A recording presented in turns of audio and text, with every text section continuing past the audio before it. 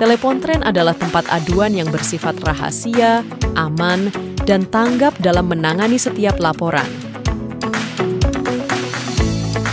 Melalui chat dengan Telepontren, lalu pilih aduan yang akan kamu laporkan, lalu masuk ke link formulir, dan isi formulirnya dengan lengkap lalu kirim.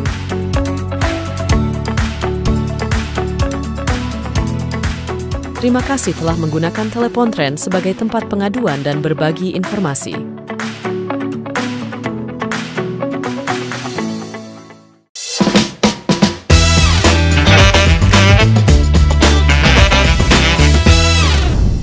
Dan begitulah perjalanannya hari ini. Lalu kemudian dalam perjalanan itu, karena di fungsi pesantren itu ada 3 fungsinya. Ada fungsi pendidikan, ada fungsi dakwah, dan ada fungsi pemberdayaan masyarakat. Nah, untuk fungsi pemberdayaan masyarakat, alhamdulillah Menteri Agama waktu itu 2021-2024 mencoba menggagas sebuah program yang disebut dengan program kemandirian pesantren. Alhamdulillah sampai tahun 2024 ini kita telah membantu 3.600 pesantren untuk dikuatkan perekonomiannya. Kenapa ini penting? Bahwa sesungguhnya penting terberdayakan ekonominya warga pesantren. Karena bagaimanapun negara hadir, mereka adalah para pejuang bangsa, tapi negara tidak pernah hadir memperbaiki ekonomi. Dan alhamdulillah dari 3.600 pesantren itu, sekarang sudah ada 500-an pesantren yang sudah memiliki badan usaha milik pesantren, atau namanya BUMP. Lalu di tahun 2024 ini setelah pergantian pemerintahan dari Pak Jokowi ke Bapak Presiden Prabowo Subianto, alhamdulillah Bapak Menteri Agama, Bapak Profesor Kiai Nasaruddin Umar kembali mencoba memikirkan seperti apa keberpihakan kita kepada pesantren. Dan salah satu skema yang coba nanti kita buat untuk tahun 2025 adalah mewujudkan rumahnya bernama Kepandirian Pesantren, tetapi programnya adalah Kampung Santri. Apa itu Kampung Santri? Para pemirsa, itu membayangkan begini. Yang disebut Kampung Santri adalah kira-kira dalam satu kampung itu bayangannya ada 10 pesantren, lalu kemudian 10 pesantren itu diintervensi kewirausahaannya oleh negara, oleh Kementerian Agama, agar lebih berdaya. Lalu kemudian SDM-nya juga nanti difasilitasi oleh negara. Sehingga kalau misalnya dalam Kampung Santri itu ada pondok pesantren yang punya potensi untuk memiliki klinik di masa yang akan datang, maka akan kita minta santrinya untuk kemudian kira-kira seperti apa di kader mereka sebagai dokter, kemudian sebagai perawat, agar nanti setelah selesai kembali kemudian menjadi orang yang terberdayakan di pesantren, karena kemudian rumah sakitnya itu diambil dari anak-anak yang pernah kita berikan beasiswa di studi program doktor dan prodi-prodi yang lainnya.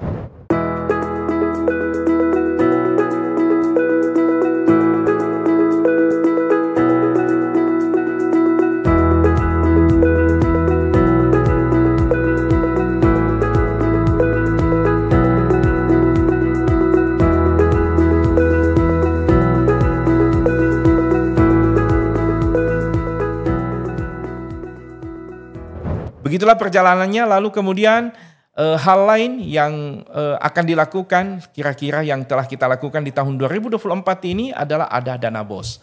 Jadi dana BOS itu adalah kira-kira dana yang diberikan kepada satuan-satuan pendidikan formal di bawah Kementerian Agama. Jadi baik tingkat ula maupun tingkat ustaz serta ulia, lalu juga di tingkat ma'had ali. Lalu kemudian hal lain, kita juga bukan hanya memberikan bantuan kepada pesantren, tapi juga kita mencoba menguatkan lembaga pendidikan madrasah diniyah takmiliyah dan kemudian lembaga pendidikan Al-Quran. Jadi di Kementerian Agama itu pada Direktorat Pendidikan Pesantren hari ini bukan hanya kami menangani soal pesantren, tapi juga kita menangani lembaga berkaitan dengan madrasah diniyah, lalu juga berkaitan dengan lembaga pendidikan Al-Quran. Jadi total jumlah lembaga pendidikan di bawah tanggung jawab Direktorat Pesantren ini itu kira-kira ada 350.000 lembaga. Di dalamnya ada 42.000 pesantren, lalu 200 ribuan lembaga pendidikan Al-Quran dan 100 ribuan lembaga pendidikan madrasah diniyah. Ini artinya bahwa 350-an ribu lembaga pendidikan Islam, baik itu MDT, PQI maupun pesantren, berada di bawah tanggung jawab Direktorat Pesantren yang diamanahkan oleh Bapak Menteri Agama Republik Indonesia. Kemudian berikutnya, para pendengar, para pemirsa yang kami muliakan, hal lain adalah untuk tahun 2025, kita insya Allah kita mencoba membuat banyak program, dan yang paling penting adalah pertama untuk tahun 2025 atas arahan Bapak Menteri Agama, kita akan mencoba membuat satu lembaga pendidikan yang kira-kira pesantren kita bisa beradaptasi di masa yang akan datang. Lalu kemudian pesantren bisa melahirkan peradaban yang membanggakan Indonesia. Apa itu? Sekarang kita sedang memplanningkan, mempersiapkan desain seperti apa pesantren internasional Indonesia. Ini alhamdulillah Bapak Menteri Agama Profesor Nasaruddin Umar itu memplanningkan kita akan menggunakan tanah di UI 3 yang kalau tidak salah lebih 100 hektar luasnya tanah itu sekarang sudah berdiri UI 3, dan insya Allah nanti dari tempat sana kita akan mendesain seperti apa melahirkan pesantren internasional Indonesia. Yang pertama dari sisi kurikulumnya, tentu nanti kurikulumnya bukan kurikulum yang biasa, tetapi kurikulum yang akan memixkan seperti apa kurikulum pesantren modern, seperti apa menggabungkan kurikulumnya MAN-IC, lalu kemudian mungkin kita bisa adopt SMA penabur yang selama ini menghasilkan siswa-siswi terbaik di tingkat internasional, nanti kita akan adopsi.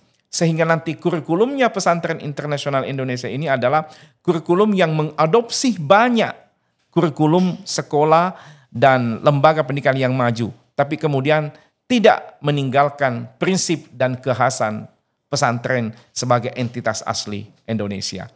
Dan dari sisi kelembagaan kita memplanningkan bahwa semoga nanti di pesantren internasional Indonesia ini satuan pendidikan yang kita dirikan adalah kira-kira PDF Ula, PDF Wusta, PDF Ulia, dan insya Allah di masa yang akan datang kita juga akan telurkan Ma'had Ali.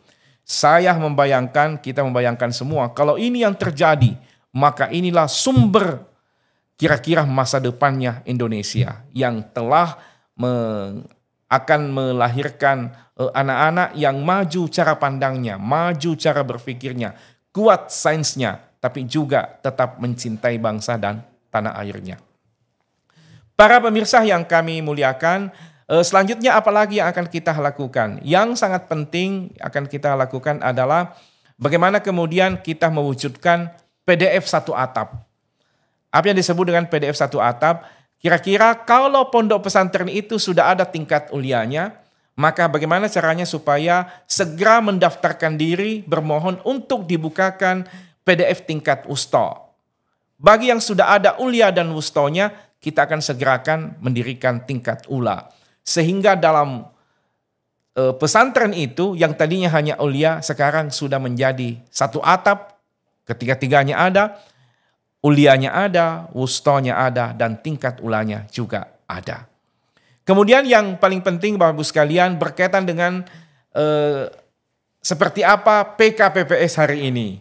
Jadi pendidikan kesetaraan pada Pondok Pesantren Salafiyah hari ini, pasti Bapak Ibu para pemirsa tahu bahwa sebenarnya PKPPS, pendidikan kesetaraan pada Pondok Pesantren Salafiyah, memang tidak ada diksi dalam Undang-Undang Nomor 18. Nah, PKPPS dulu itu berdiri pada masanya Menteri Agama Bapak Kiai Tolha Hasan. Lalu kemudian Menteri Pendidikan Nasional waktu itu Pak Kiai Yahya Muhaimin. Lalu kemudian dilakukan kerjasama supaya kemudian anak-anak dari Pondok Pesantren Salafiyah juga punya masa depan, bisa melanjutkan studi di jenjang perguruan tinggi umum, maka kemudian diprogramkan kejar paket A, B, dan C di Pondok Pesantren. Itu sebagai bagian supaya kemudian para santri Salafiyah juga bisa mengambil bagian di masa yang akan datang. Nah, tetapi kemudian setelah ada undang-undang pesantren, diksi kesetaraan sudah tidak ada, lalu kemudian negara juga sudah memperlakukan sama seluruh pesantren termasuk Salafiyah. Maka kemudian karena diksi kesetaraan sudah tidak ada, maka kesetaraan yang ada hari ini ada 1987 pendidikan kesetaraan. Nah ini pelan-pelan kita beri kesempatan sebagai lembaga pendidikan transisi sampai tahun 2027.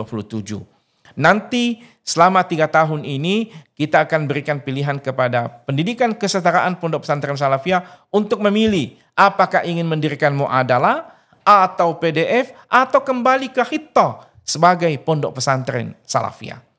Dan di masa transisi ini seluruh anak-anak kita yang masih ada di Pondok Pesantren Salafiyah di program kesetaraan silahkan diselesaikan studinya, tidak ada anak-anak yang dirugikan. Hanya memang kita ingin benar-benar supaya kesetaraan itu nanti pilihannya. Apakah mereka mau kembali ke muadalah atau kemudian bertransformasi menjadi PDF atau kembali ke aslinya sebagai Pondok Pesantren Salafiyah. Hal penting Bapak Ibu semua yang kami muliakan bahwa kita mencoba ini yang kemarin waktu kami mendampingi Bapak Menteri Agama ketika kunjungan ke Surabaya, kita akan melakukan kerjasama dengan Kementerian Transmigrasi. Kenapa? Karena sesungguhnya kalau tidak salah pembicaraan waktu itu antara Pak Menteri Agama dengan Wakil Menteri Transmigrasi. Sebenarnya setiap tahun ada banyak kuota untuk keluarga muda di Indonesia melakukan transmigran dari provinsi yang padat penduduknya ke provinsi yang kurang penduduknya. Lalu kemudian kita mencoba menyiapkan kira-kira Memorandum of Understanding agar kira-kira di masa yang akan datang keluarga santri muda kita, jadi santri muda kita yang sudah berkeluarga itu bisa mengikuti program transmigrasi. Ini sangat penting. Kenapa? Karena santri kita itu kan sebenarnya ulet orangnya, mandiri karena sudah terbiasa di pondok pesantren. Sehingga kalau mereka kemudian kita akan mengikuti program transmigrasi, maka saya yakin daerah transmigran itu akan maju. Karena dikelola dan diolah oleh orang yang selama ini memiliki soft skill yang kuat, mandiri apa adanya, tidak neko-neko, lalu kemudian bersungguh-sungguh ketika menghadapi satu pekerjaan, dan yang seperti ini adalah wataknya para santri. Kemudian yang kedua, kalau santri kemudian menjadi peserta transmigran, akan menyebarkan Islam rahmatan lil alamin di daerah-daerah yang kemudian tidak padat penduduknya, yang kemudian diisi oleh para santri, maka pasti akan melahirkan peradaban baru. Dan peradaban baru yang dilahirkan adalah peradaban yang memang kemudian ditradisikan oleh santri di pondok pesantren. Saya membayangkan ketika kemudian santri kita ikut menjadi peserta transmigran, maka mereka bersungguh-sungguh bekerja, lalu kemudian lama-kelamaan mereka mendirikan lembaga pendidikan. Akhirnya kemudian benar-benar daerah transmigran itu suatu waktu akan menjadi sebuah kota peradaban. Dan ini yang terjadi di banyak lokasi-lokasi transmigran yang tadinya kurang penduduknya, lalu kemudian didatangi oleh transmigran, sekarang menjadi kota mandiri. Nah ini hal-hal yang penting kita planningkan untuk tahun 2025. Lalu yang sangat penting kami sampaikan kepada Bapak Ibu sekalian para pemirsa, bahwa untuk dana BOS tahun 2025 ini kita coba, nah selama ini dana BOS itu kan dikelola oleh pusat. Nah kami berpikir bahwa dana BOS harus didekatkan kepada layanan. Yang selama ini santri itu kan ada di daerah.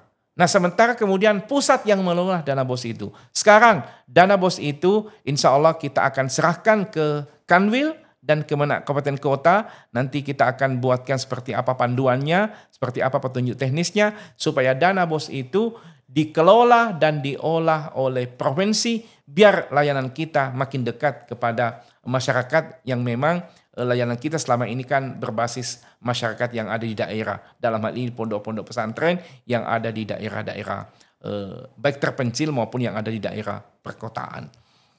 Para pemirsa yang kami muliakan, sesungguhnya masih banyak yang penting kami sampaikan, dan tentu di agenda Say It with Bastang Said, di agenda hari ini tentu tidak bisa kami sampaikan semuanya karena keterbatasan waktu, tapi insya Allah nanti kita akan sambung di sesi-sesi yang lain. Tentu kami mengucapkan selamat menikmati, dan jika ada tanya jawab suatu waktu silakan nanti, tentu akan ada nomor kontak yang disiapkan oleh tim kami. Oleh karena itu selamat menikmati, selamat mendengarkan hal-hal yang kami sampaikan sebagai bagian dari kebijakan negara terhadap pesantren dan layanan pendidikan keagamaan yang lainnya. Sebenarnya masih ada program rumah kitab, nanti juga kita akan diskusikan nanti pada sesi berikutnya. Demikian sesi Said with Basnang Said. Kita tutup dengan bersama-sama membaca hamdalah. Wallahu muwaffiq ila aqwamit thoriq. Assalamualaikum warahmatullahi wabarakatuh.